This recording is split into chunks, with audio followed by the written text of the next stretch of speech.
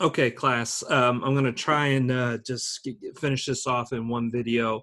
We'll see how I do with it. You may see that I'm the end here. I'll be paying a lot of attention to the slides. The Inca Conquest isn't my super strong suit. So, but we got a couple more rulers to get through.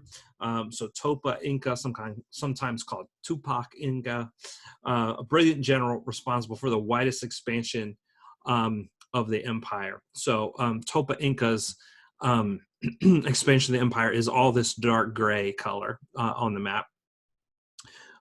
So he moved north in Ecuador, conquers the kingdom of Timor in the 1470s, moves south and puts down a rebellion, seemingly all these southern rebellions, continues south all the way down into Bolivia, Chile, and Argentina.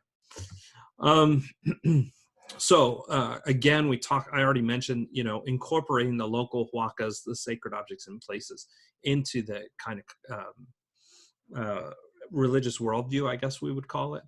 So the primary Inca huacas were Viracocha, Inti, Mamaquia, Inta Ilaba, the thunder god, Pachamama, Mamacocha. You're not going to have to memorize those or anything. Local huacas were shown respect and allocated lands by the Inca for their support. Smaller huacas, like objects, were taken to Cusco for quote-unquote veneration. You can imagine a good way to keep a community under your sway is to take their most sacred object out of their community for veneration in Cusco, right? It's like a kidnapping. You're just holding it kind of so that they behave. More powerful huacas, Pachacamac is one of these. And remember that it's not like just the cave, just the mountain, just the mummy, just the object. But there is a religious kind of human retinue around this thing that is, in charge of the veneration and the maintenance of, whatever the huaca happens to be kind of materialized as, I guess we could say.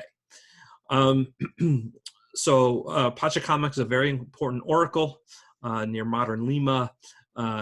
It translates to earth maker, earth shaker. When Pachacamac turns his head, that's what caused an earthquake. And if he ever decided to flip, the whole world would end. So let's hope Pachacamac doesn't go for the cooler side of the pillow or something. And even the Inca themselves would fast before approaching Pachacamac. The next ruler after Topa Inca is Huayna Capac. He continued the expansion, but his rule over the empire is starting to weaken. And so while he's on his expansion moves, he's starting to lose power back in Cusco.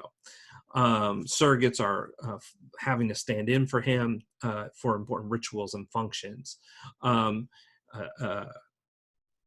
schism starts to develop among the Inca elite. So that is all exacerbated when Huayna Capac and his oldest son die suddenly at the same time in 1525. And this is attributed, though not known, to smallpox. And so then you have two of his sons kind of vying for power, Huascar and Atahualpa. He left Huascar in charge in Cusco while he was away.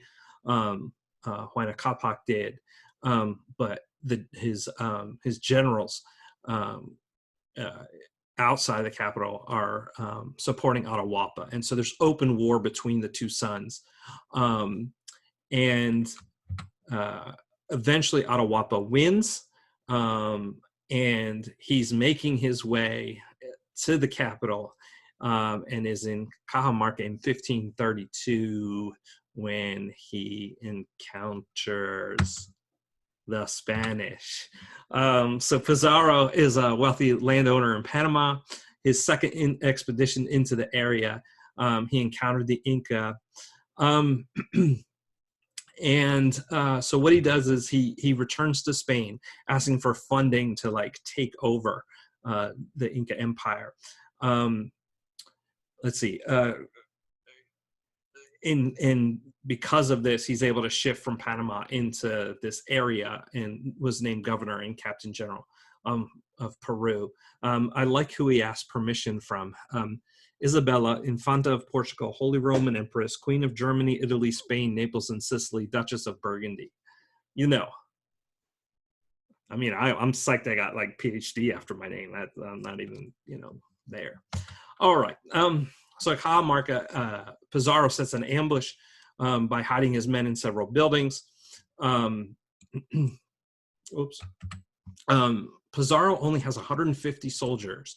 Atahualpa has 30,000 nearby, 8,000 on the plain around Cajamarca, and entered that town with roughly 2,000 men, and still it did not go his way. They just so weren't expecting something. Again, this is a tactic, this kind of guerrilla, guerrilla tactic. You could call it fighting without honor as well, something like that. Really took these New World cultures completely by surprise, time and again. So during the battle, Atahualpa is pulled from his litter and captured. And Atahualpa offers for his freedom one room filled with gold and 2 rooms of silver. We know which rooms these were, so we're able to calculate how much that is. And I just reran these numbers today. So this is as of May 18th, 2020, at whatever time here. That the rooms would fit 26,000 pounds of silver. It goes for about $17 an ounce. That's over $7 million. And then over 13,000 pounds of gold, which goes for over $1,700 an ounce. So the grand total for Atahualpa's ransom, 376,886,400. Yeah.